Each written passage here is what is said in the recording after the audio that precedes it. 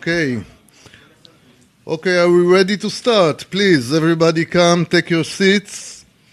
I'm Boaz Arad, and I'm the manager of the Ayn Rand Center in Israel, and I'm honored to open the Free Market Roadshow 2022 in Tel Aviv, which is the second station of a new tour, worldwide tour. And we are honored to have the team of Free Market Roadshow in Israel. And today we are coupling this event with the celebration of a new publication of We the Living. Thank you to anybody who put it here. I forgot. Thank you.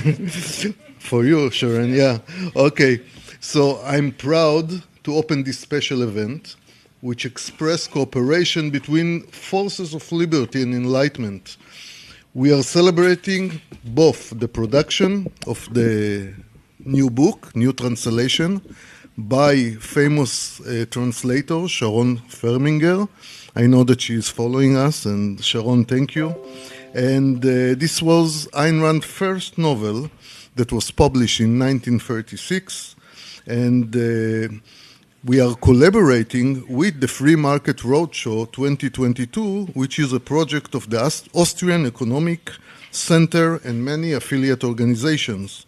And we have with us today leading speakers for the cause of freedom and individual liberty. Among them, member of the Knesset, Sharren Haskel, that honors us with her presence, and Yaron Brook, the chairman of the board of the Ayn Rand Institute, Gia Jandieri, hi Gia, founder of the New Economic School in Georgia, Barbara Kolum, VP at the Austrian Central Bank and manager at the Austrian Economic Center, will join us through the internet, through a video link, and Hans Unterdorfer, who is a CEO of Tiroler Sparkasse, which is a bank in Austria.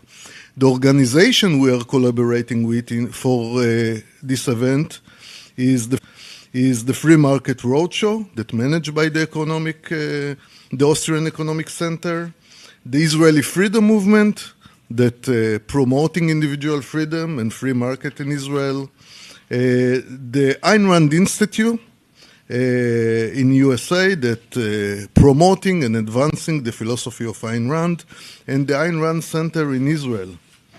And we have a packed program today in which we will address most crucial aspect of freedom, and it is my pleasure and honor to invite member of the Knesset, Sharren Haskel, to the stage. Few words about Sharren. Sharren is the member of New Hope, Tikva Hadasha party in the 24th Knesset. She serves as the chair of the Knesset Education, Culture and Sport Committee and chair of the Special Committee on the bill of regulate the use of cannabis for medical purpose. Difficult name, which means it's a complicated issue. Sharren has been member of the Knesset since 2015, when she became the youngest Likud member of the Israeli parliament. She is the unchallenged winner of the Israeli Freedom Movement Liberty Index. And we honor her for her, and thank you, Sharren, for coming. Please come in.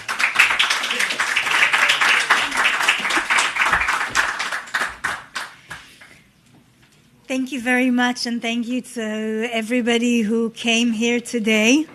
I'm very proud of that title of leading the scale of freedom amongst the Knesset member. And I guess now that we finished another seat, you're probably going to publish another one. And that's going to be interesting because it's been a very, very challenging seat in the Knesset.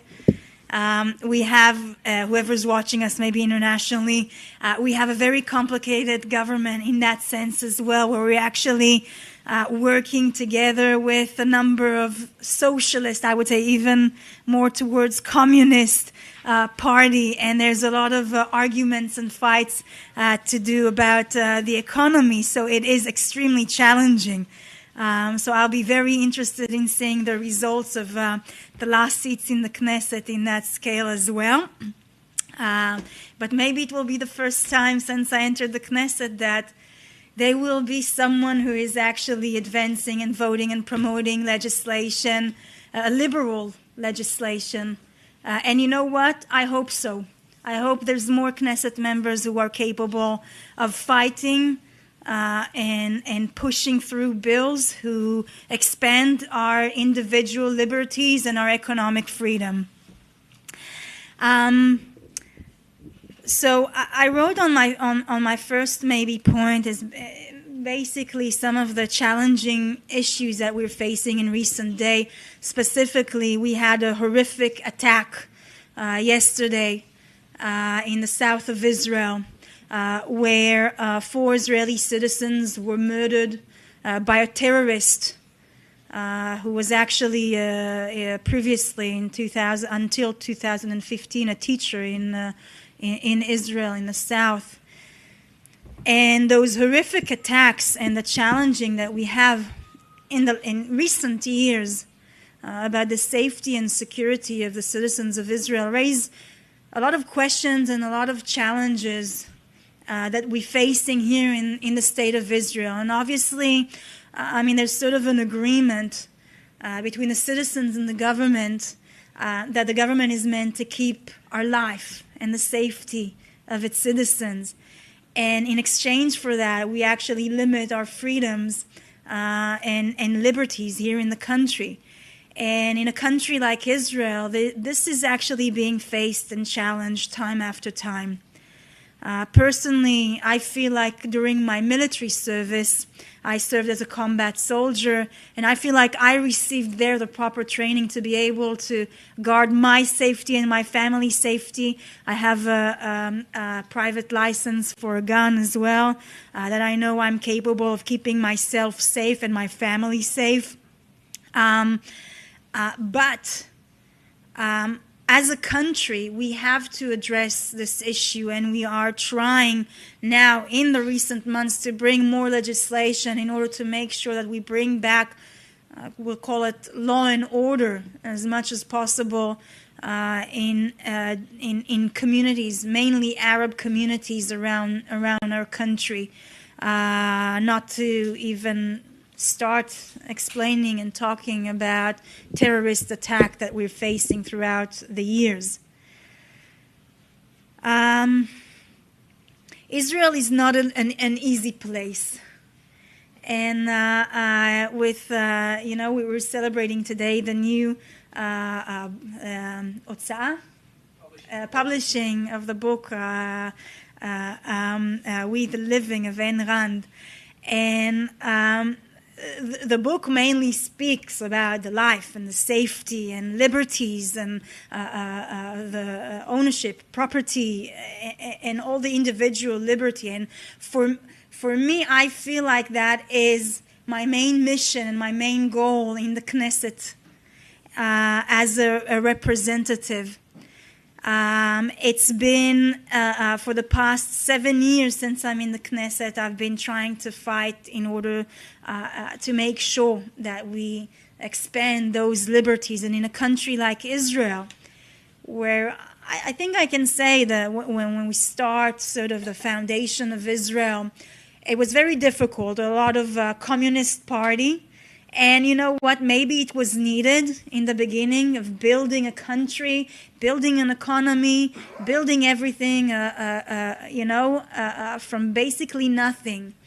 And maybe it was needed. We have a beautiful country, but what we see today is dragging that and not eliminating all of those restrictions and extreme bureaucracy and putting that power of everything in the hands of clerks, of people who work in ministries.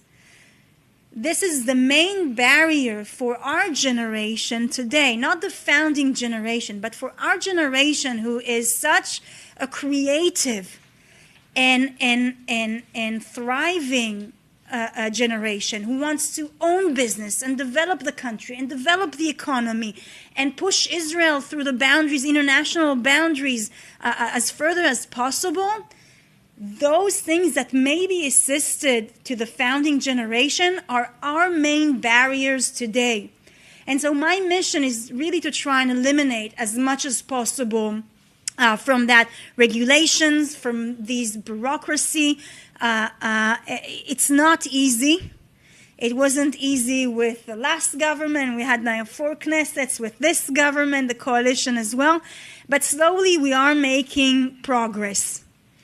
I think some of the reforms that the Ministry of Treasury is now pushing are things that should have been done years and years ago. And we are pushing through all of our forces in order to try and actually push them through. It's not easy because there's a lot of challenges with other parties who are collaborating with us in this coalition.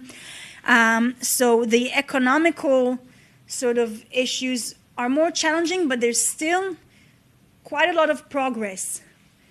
At the same time, there's still a lot of progress that we have to do. Maybe I can sort of enlighten a little bit of today. There was the Minister Cabinet of Chevrati Kalkali, the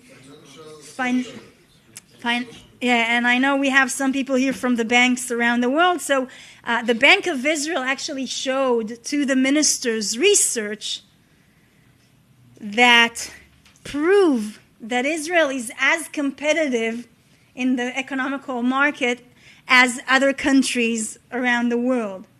A lot of this information that was given by the Bank of Israel is actually twisted information. Israel is far behind in whatever is with competitiveness in the market, in the economical market. There is so much regulation.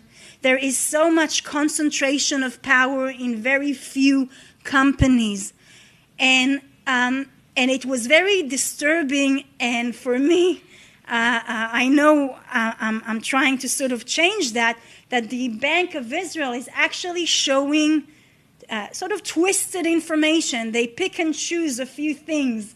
I won't go into too much details, but I think they are actually the one who are meant to push the ministers of Israel to create reforms that will create more competition in Israel, because that will make a better economy, that will give more opportunities for the younger generation. So on that side, there's still a lot to do,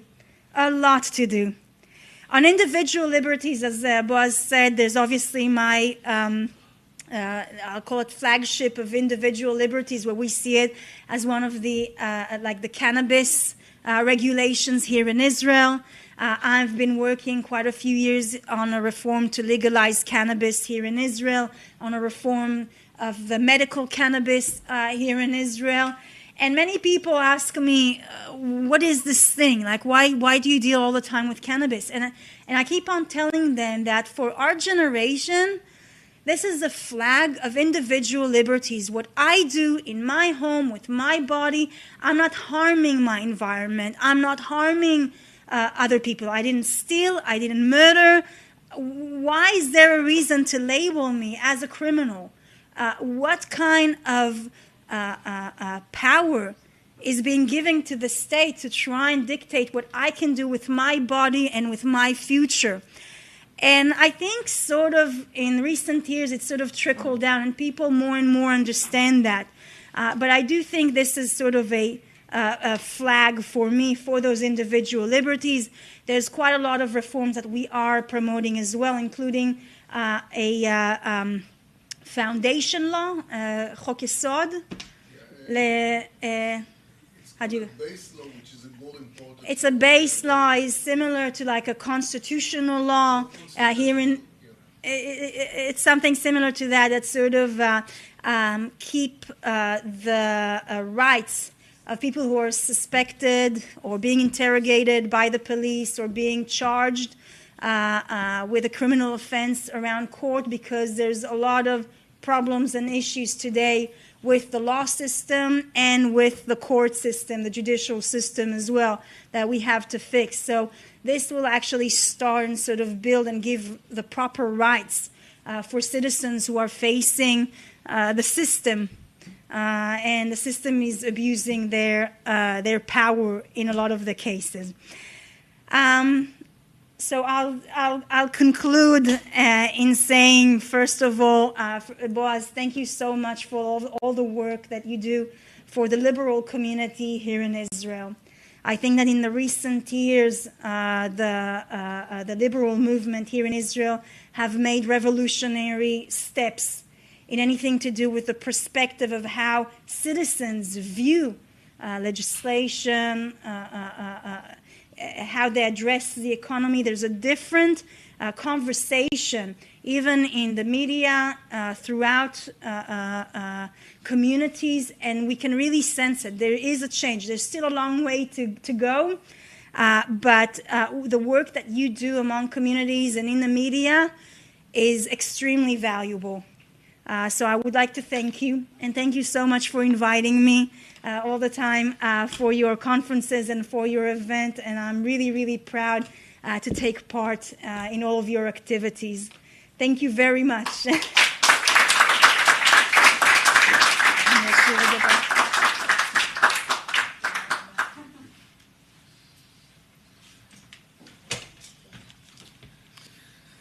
Thank you very much, Sharon. And our next speaker is Dr. Yaron Brook. He is the chairman of the board of the Ayn Rand Institute. He wears many hats as the institute and travels extensively as the Ayn Rand Institute spokesman and on behalf of the cause of freedom. Brook represents very rare voice of objective thinking, and is consist, clear, and important in his position. You don't hear it so often. This is why I urge you all to follow his podcast, Yaron Brook Show. He wrote and co-authored many works and papers, and some of his books are positions there on the counter. So in the intermission, you may pick a copy and ask Yaron to sign it, and you have an opportunity to do it. So Yaron will talk about the new publication of We the Living. So please, Yaron, take the stand.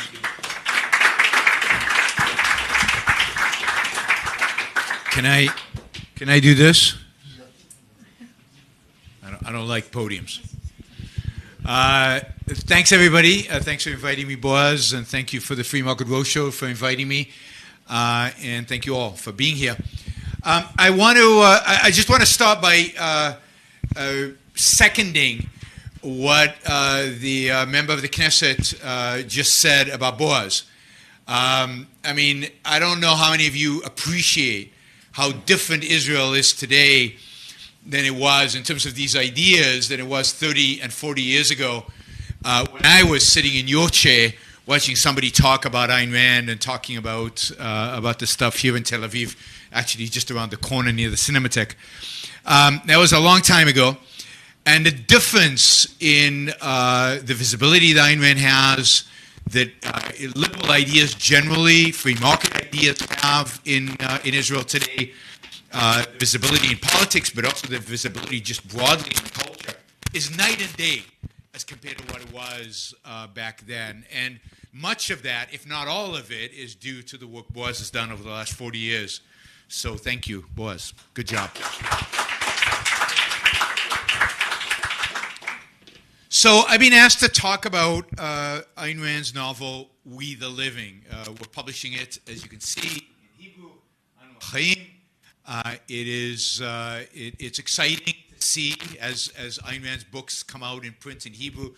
It's always exciting to see, and I think this is just one more step in getting Ayn Rand's ideas out there into the Israeli public, and primarily among young people, and getting people excited about her ideas and about her as a novelist as well.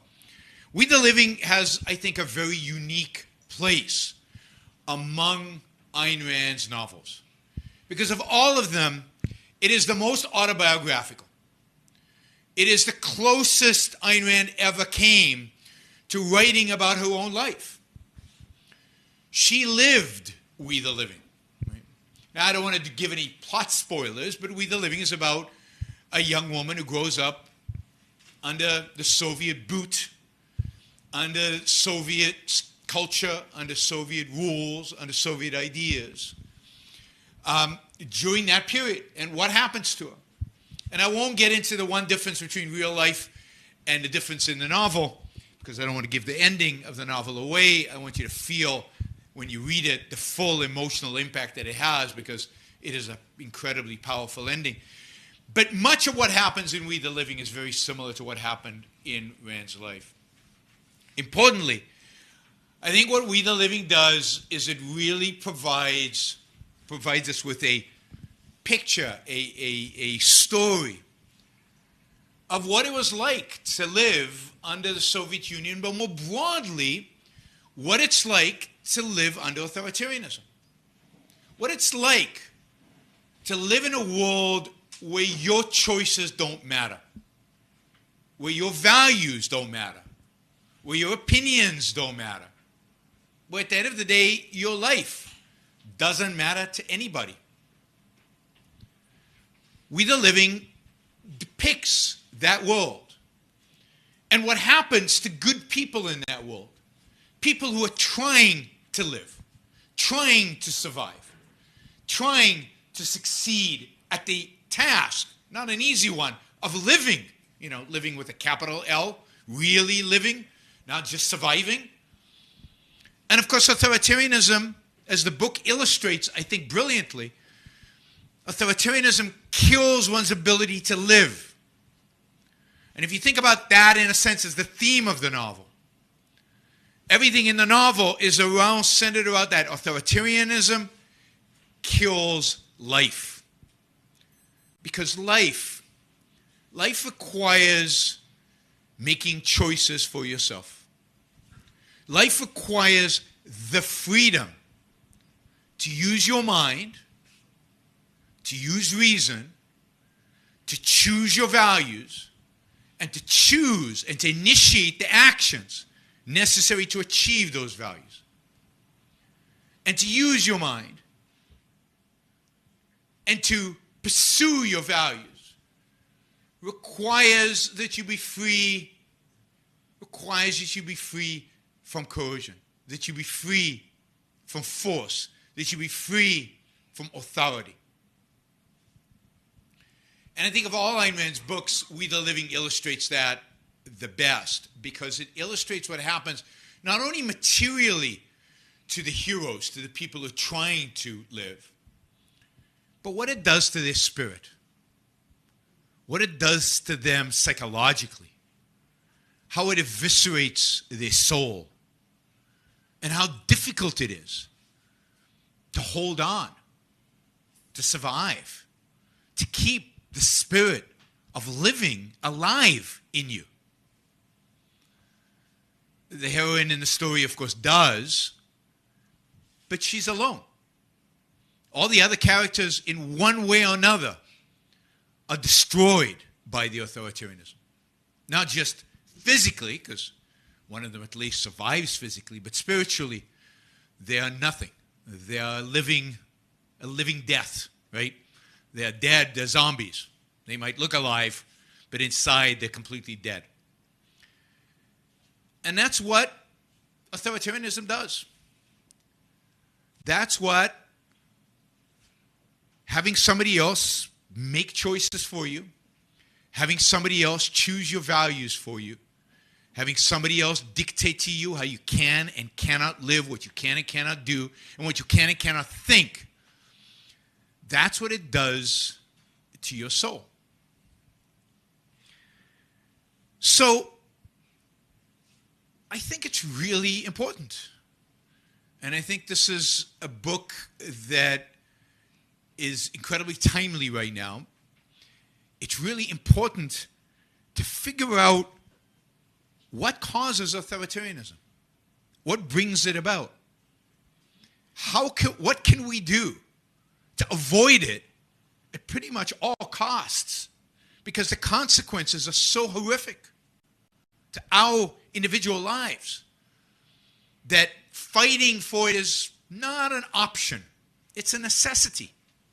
fighting against authoritarianism. It's not an option. It is a necessity. So what are the causes of authoritarianism? How do we get to a position where in the Soviet Union, a small group of people got to make decisions for everybody? Got to make decisions for everybody in every aspect that was important to life.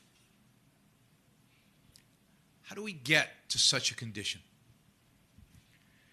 Well, the only way for authoritarianism to rise up, and if you look at communism, and if you look at Nazism, and if you look at fascism, and if you look at, I don't know what they call it today, Putinism, or whatever you want to call it, although he's not yet quite as totalitarian as some of these others, but he certainly seems to be striving in that direction. You see a common thread. And the common thread is an ideology, a philosophy that unfortunately was at the founding of the State of Israel. So it's something we have to watch for and be very, very careful of. And certainly is all over Israel today. And that is the philosophy of collectivism. That is the idea that what matters morally is the group, is the collective, is some kind of well-being of the proletarian, the Aryan race, the society, the state, whatever group you want to fill in. And the individual is nothing but a tool to achieve the well-being of the group. That the individual is nothing. He's meaningless outside of the group. And indeed, his life should be and can be sacrificed for the group. Now, this is an idea that permeates the world. It's around us everywhere. And it really is an idea that dominates human history for the last, since civilization started, 5,000 years. There have been very few periods in history where that idea was not the dominant idea. Individuals didn't matter. They didn't matter in ancient times. Who did your life belong to? Some group, some tribe, some collective, some country, some God. It certainly didn't belong to you. You didn't matter. You were just there to be sacrificed for this greater good, the public interest, the common welfare.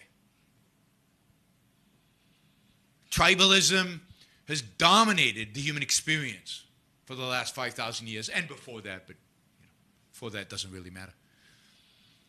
It's very rare that we recognize the value of an individual mind, the value of an individual life, as the essence of morality and the essence of our politics. Maybe some individuals in Greece, maybe some individuals in Rome, but beyond that, Western history, the individual matters little. Until the Renaissance and then the Enlightenment in Western history. Until the idea of human reason, the efficacy of human reason, our ability to know the world, discover the world, understand the world as individuals using our reason, in a sense was rediscovered from the writings of the Greeks, rediscovered by the thinkers of the Enlightenment. And suddenly you get a shift, a change, a dramatic change in everything, in every aspect of life. Every aspect of life on planet Earth, at least in the West, changed in the 18th century. We got political freedom. We got individual liberties. Hey, you got to choose who to marry. Before that, nobody chose who they married. It was all arranged marriages. You got to choose what profession you got to do, right? What did you do before that? What profession did you have in the 15th, 16th, 17th centuries? Whatever your father did. And if you're a woman, you had no profession. There were no women who had professions. And suddenly, because we started looking at people as individuals with minds who could think for themselves and take care of themselves, the world opened up. If I can think for myself, I want to choose my profession. If I can think for myself, I want to choose my wife. If I can think for myself, I want to choose my political leaders. If I can think for myself, leave me alone. Protect me. Help me protect my rights. But otherwise, leave me alone. And that's America. And that's the West since that period. But the struggle between that, which I believe is the core of Western civilization, it's the core of what it means to be civilized, that has had to struggle against the forces of collectivism. The forces of collectivism have constantly pushed back against it from the beginning. Kant and Hegel and Schopenhauer and Marx and all of them were forces of collectivism, fighting against the Enlightenment, fighting against individual liberty, fighting against the sanctity of the individual. And they manifested themselves in communism, in socialism, in Nazism, in fascism, in all of these ideas. All these ideas that place the group. And why does collectivism have to be authoritarian? In one way or another, it has to be. Why? Because the fact is, there's no such thing as the common good. What's good for the Aryan people? I don't know. And the fact is, no particular Aryan knows. So what do they need? Somebody to commune with the spirit of Aryans. Somebody to commune with the spirit of proletarians. Something to commune with the spirit of the nation. The spirit of the Jews. Whatever. But somebody has to commune with the spirits to be able to guide you, to be able to tell you what is right and what is just. You as an individual are a meaningless cog in this collective. So somebody has to guide. They're always reluctant. But what can you do? Somebody has to lead. So collectivism necessitates authoritarianism of one sort or another. Some of it might be milder, where it's just experts. And sometimes it's full-blown authoritarian, where every aspect of your life is determined by a leader, by political elites. We need to fight this. We need to stop it from happening. And I think We the Living is a great illustration of how bad it can get. And of course, another manifestation of how bad it can get, you can see right now in the war between Russia and Ukraine, that we'll be talking about later. But here's an authoritarian with a dream. A dream. I mean, I take Putin at his word. He has a dream for a greater Russia, a Russian empire. I mean, he said so. He says so in his speeches. And he's representing the Russian people. This is good for the Russian people. Not for any individual Russian. What do they care? And they're asked to die for his dream. But he's communing with the spirit of Russia. He talks about the Ukrainians and the Russians having the same soul and the same spirit. It doesn't look that way right now. Ukraine seems to disagree. He has a dream for greater Russia. And he's willing to sacrifice as many people as it takes on both sides. His people don't matter to him. What matters is the dream. What matters is the dream. He said, not that many years ago, he said that the biggest tragedy of the 20th century was not, I don't know, World War I, where tens of millions of people died, or World War II, or the Holocaust. No. The biggest tragedy of the 20th century was the breakup of the Soviet Union. And now he's just remedying that. But why is the Soviet Union of value? To whom? To Mother Russia. To some collective, some spiritual value, some spirit that exists in some mystical realm that he is the only one who can commune with and let us know what is needed, and we must take it back. We're seeing this collectivism. We're seeing this collectivism all over. We're seeing it in the West. We're seeing it in America, and the tribalism that we've experienced over the last decade or so in American politics, in American culture. You're seeing it here in Israel. It is something we need to fight. And the only way to fight it, the only way to fight bad ideas, is with good ideas. And the idea that you need to fight against collectivism is the idea of individualism. And the greatest champion of individualism, I believe, ever, was Ayn Rand. And so I encourage you all to read her books, study her ideas, promote them, get them out there, let them inspire you, and go out, fight the collectivists. We need to do it every day if we want to hold back this historical wave that seems to be coming towards us in the form of authoritarianism and collectivism. So it really is fantastic to see another one of Ayn Rand's books in Hebrew. You know, it will sell well in this country of books among the people of the book. And I look forward every year to coming back to Israel and seeing more growth, more books, more readers is even more important. Thank you, everybody.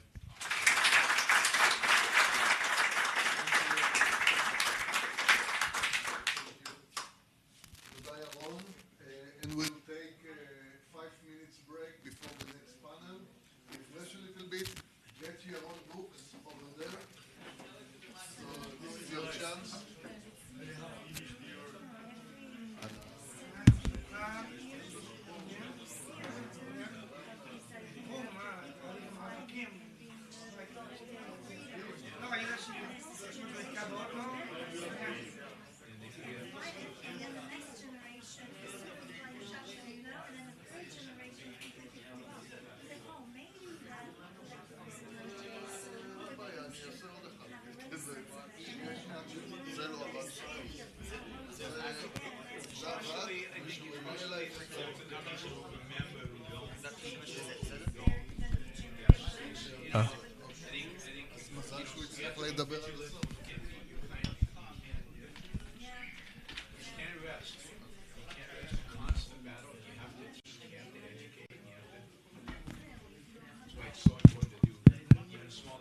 אוקיי, אלי.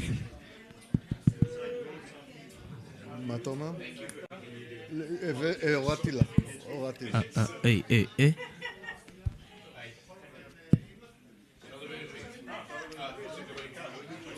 Okay, we will continue at 6:20.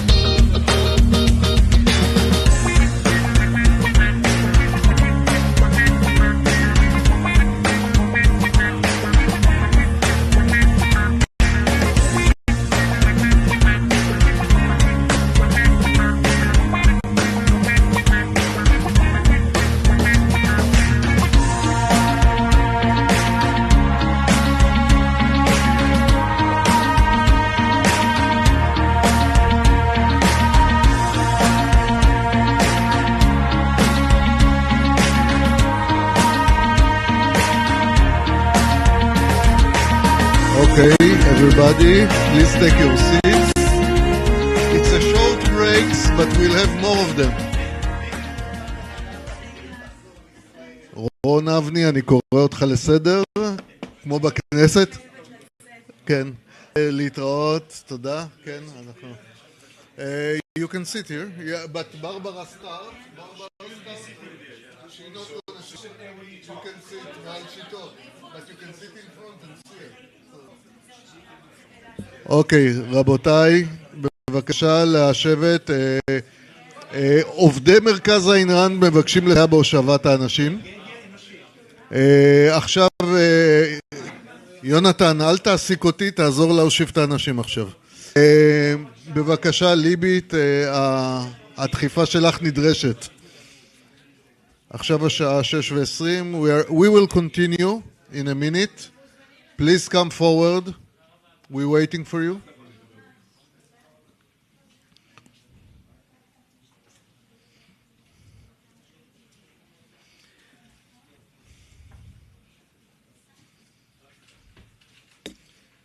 Okay, our next panel title is Elitism and the Suppression of the Masses. And we will have a free panelist from the Free Market Roadshow. First of them is Barbara Kulm. Dr. Barbara Kulm is a legal libertarian in Europe. She is the vice president of the Austrian Central Bank, director of the Austrian Economic Center, which is #1 independent think tank in Austria, and positioned as among the top ones in the world.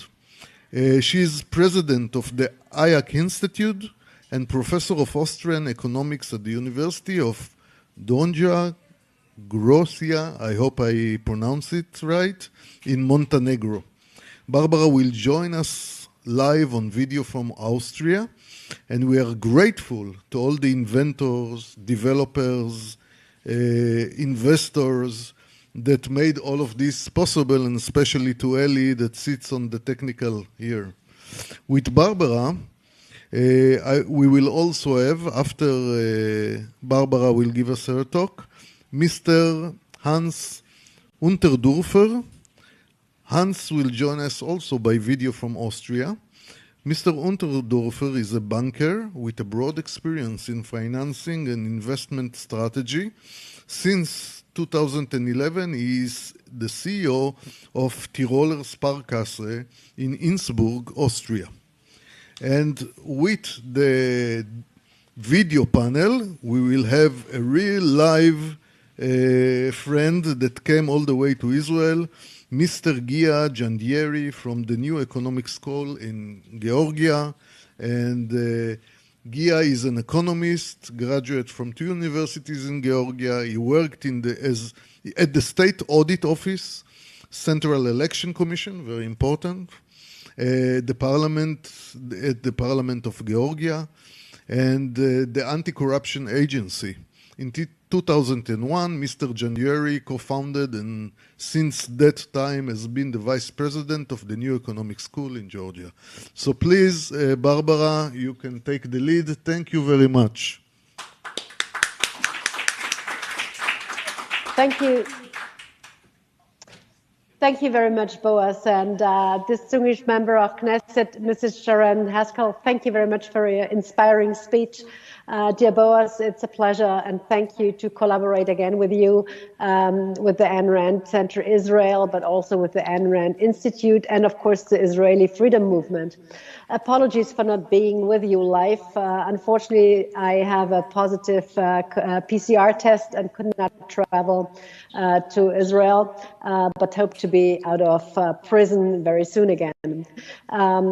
It's been a pleasure to work with you all for the past years and to finally have a live event again in not only in Tel Aviv, but also the one on Monday at Basheva, and we hope to have many more. Yaron, thank you for joining the roadshow and for presenting the books and Ayn Rand's work so lively. Presenting via video screen, as you know, is a little bit boring, but the topic, nonetheless, elitism and suppression of the masses, is definitely more important than ever. So there are three interlocking themes these days. One is COVID-19, of course. Another is energy politics and the Russian-Ukraine issue that we see these days.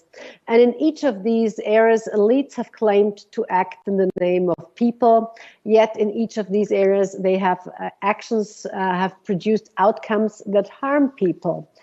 Elites, and apologies to the present politicians, both in politics but also experts in medicine, have taken a variety of measures and changed their narrative multiple times in order to deal with the virus.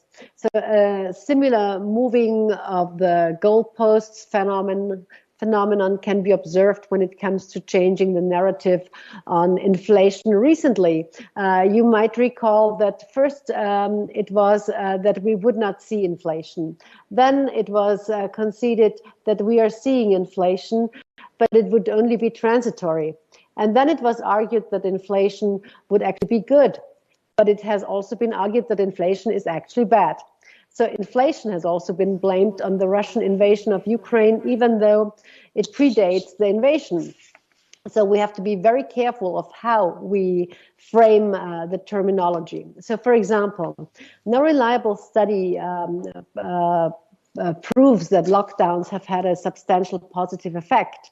However, what is certain is that they have produced unemployment, disrupted supply chains, harmed the economy, and most importantly, enterprises, and led to increased rates of depression and domestic abuse. Any country respecting freedom should have declared that people are free to do as they wish, as the member of the Knesset has pointed out with regards to the use of marijuana. So we actually should be free to do as we wish, and we should make our own choices as long as we do not harm others. This is what Hayek has so importantly pointed out, that we are self-responsible and should make our own decisions. Again, as long as we do not harm others, and we should be allowed to make those decisions. And we have seen countries that were respecting freedom, for example, in Sweden, and we have seen countries that have not. We have seen different outcomes. In Sweden, for example, everybody was bashing them at the beginning, and then it turned out that their numbers, of course, they had death tolls, unfortunately, but they were not that high as many other countries that locked their people in, like Austria, Germany, 24/7. And then, of course, we have seen very positive effects. One of the positive effects were the vaccines. So they appear to have had an effect, but we remain uncertain how effective they are in the long run, not to mention how many boosters will be required. Normally, people are vaccinated so they can live a normal life. By contrast, the COVID vaccine was unique in being the only vaccine that still required everyone to comply with lockdowns, mask mandates, and other ineffective measures. And in light of all these uncertainties, vaccine mandates appear excessive and their enforceability is questionable. Austria, for example, forced vaccination, and now they had to change the law again, and so did Germany. So it would be better to exercise restraint and remember Hayek's warning about the pretense of knowledge. Remember his Nobel Prize speech that he gave in Stockholm, when he reminded us of not that we do not know everything, that there is no such thing as full information, even in modern times with AI and all that is going on in technology. So there is no such thing as full information, and that we should stay humble. So it would be better to exercise restraint and keep that in mind. And with so many uncertainties, it is both safer and more just to allow as much freedom and individual choice as possible. Typically decry populists, us versus them rhetoric, claiming that such rhetoric derives society. But in numerous countries, they have employed this very same rhetoric as a means of separating the good, obedient, vaccinated people from the evil, incorrigible, unvaccinated people. Canada's Freedom Convoy is a perfect example of how even in a country with reputation of niceness and stability, normal citizens are fed up with arrogant elites. So we need to be very careful of what to wish for. Energy policies have also been a part of this very dramatic topic in the past. And I would just like to present a couple of numbers before I close, and we can open to the next speaker and have a discussion on that. If we look at what has happened to reaching net zero emissions in the EU by 2050, would require the EU to reach per capita emissions of India. You heard me right. Per capita GDP of the EU is by now $37,000. In India, it's 2,000. So imagine the step back that we would have just in order to safeguard this thing. So Germany is a poster child for irresponsible energy politics. The key jerk reaction against nuclear power in the wake of Fukushima forced Germany to increase imports of nuclear energy from France, as well as upping their own use of coal, and the importance of the automobile industry to the country, as well as the need to run solar panels, cooling towers, has meant that Germany has not seen the level of reduction of CO2 emissions that they desired. Actually, in contrast, the contrast between France and Germany is instructive. Nuclear makes up the largest source of electricity in France. Guess how much? It's 70.6%, and it's the highest percentage in the world. It manages to spend a little more than half as much of electricity while producing a tenth of the electricity-generated carbon emissions of its German neighbor. 34% of Germany's electricity is sourced from wind and solar, with natural gas serving as a necessary backup. As of 2019, German electricity prices were 45%, you heard me right, 45% higher than the European average. So renewables have played their part in the price rises. And in the case of Germany, they have contributed to electricity prices rising 50% since 2007. And all told, the costs are substantial. By 2025, Germany will have spent $580 billion on renewables, the nuclear phase-out costing their citizens more than $12 billion per year. And from 1965 to 2018, the world has spent $2 trillion on nuclear and $2.3 trillion on solar and wind. And yet nuclear has produced twice as much electricity as solar and wind. So if you look at the logic of these policies, it is rather questionable, especially what you see when the different outcomes in the various capitals, or I'm just saying Brussels, and the shifts and the regulations that we see there. So nuclear would be a way forward for Europe, ensuring energy security, energy efficiency, and environmental sustainability, therefore a boon to the people of Europe. But again, Germany has dropped out, is now importing this very expensive source of energy from France, and by that doing harm to their industries.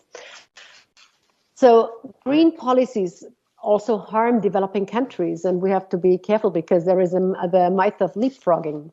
Developing countries today have more energy-intensive industries as well as more energy-intensive consumption behavior compared to industrialized countries, at the same level as in the past. So moving from wood or coal to solar and wind is feasible only if the latter can provide the same level of growth as conventional fossil fuels. And this tends to be forgotten in many of the panels where we only look into the future without taking action. And that's something that we need to consider. People, at least politicians, of course, want to be re-elected. We all know what Jim told us about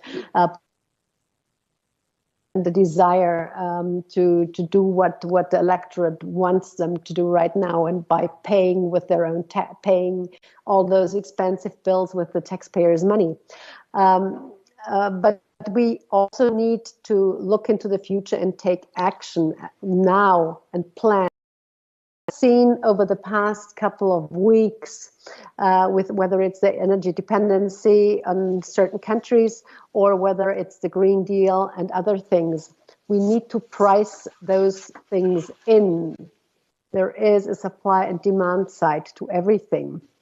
And this also means that we need to look into the costs of the policies that we take, that we make, that we act on right now. And I would kind of leave it with that and focus a little bit on Russia and Ukraine. And just to sum up that the trap Europe is in right now is definitely self-deserved, self-produced. We did not look into certain things long enough.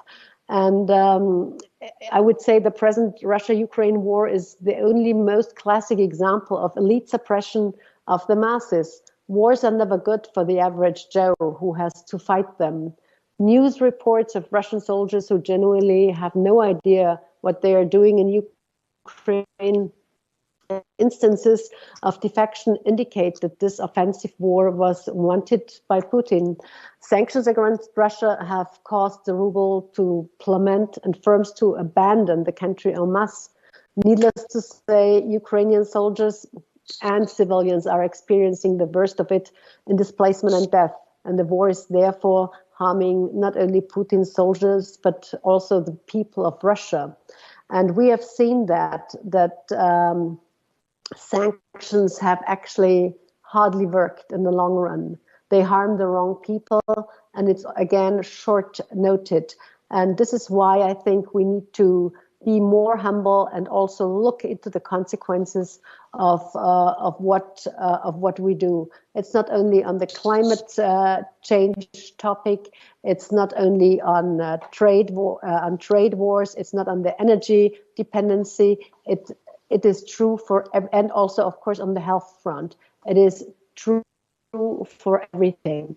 And there, let me just quote in the end the old Roman wisdom, "Si vis pacem para bellum," which means if you look for peace, you don't need the war. In other words, thank you very much. Looking forward to our conversation. These were just 3 examples where we could talk about elitism and suppression of information. And despite the fact that we have not only top-down, but also bottom-up information these days with all the nice gadgets and tools, we need to be careful that not fake news are spread, but facts and figures. Again, let me remind you of Friedrich August von Hayek, who back then mentioned in the 70s that only the elites change a society, because back then it was only possible top-down. But now we have the advantage of spreading information, especially facts, bottom-up, and we should take the advantage of doing that. And the roadshow and an event like that, thank you again, Boaz, is one of the opportunities we have to make individuals more responsible and look into their own, and make them aware of the power the individual has. Thank you very much.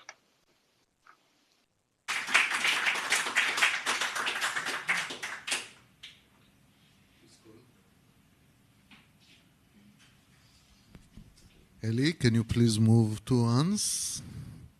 Yeah, okay.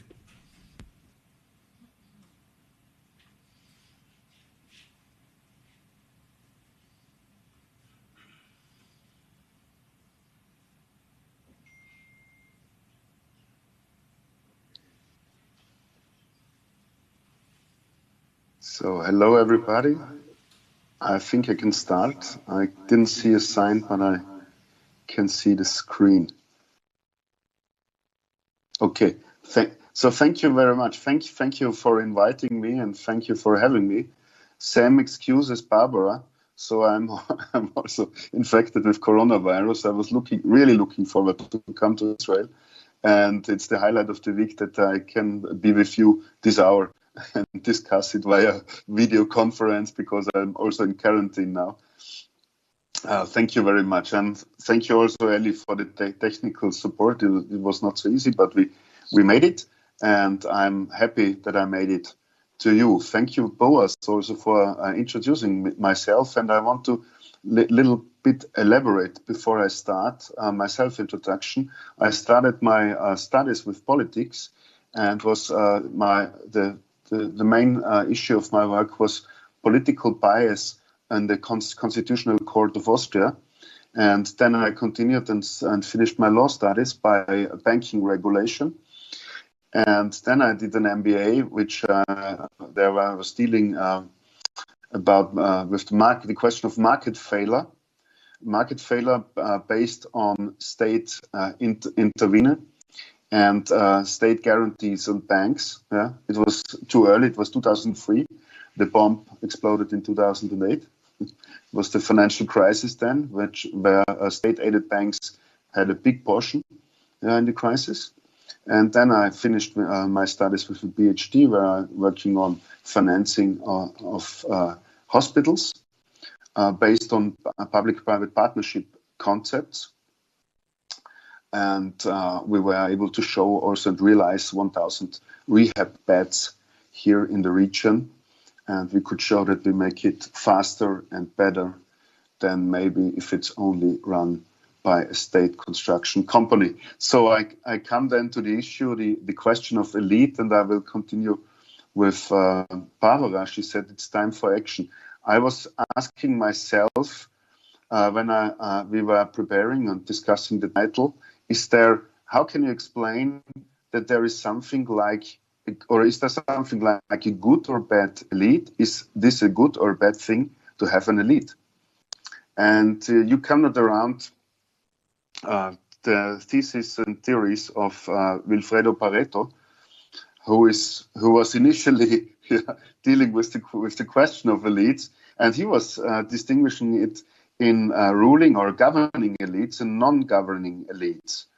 But in my opinion, his theory was a little bit, it was not holistic enough. It was too short, because I think you should, or I used a more systemic approach. And I was thinking about what distinguishes good elites from bad elites, if there is something like good and bad elites.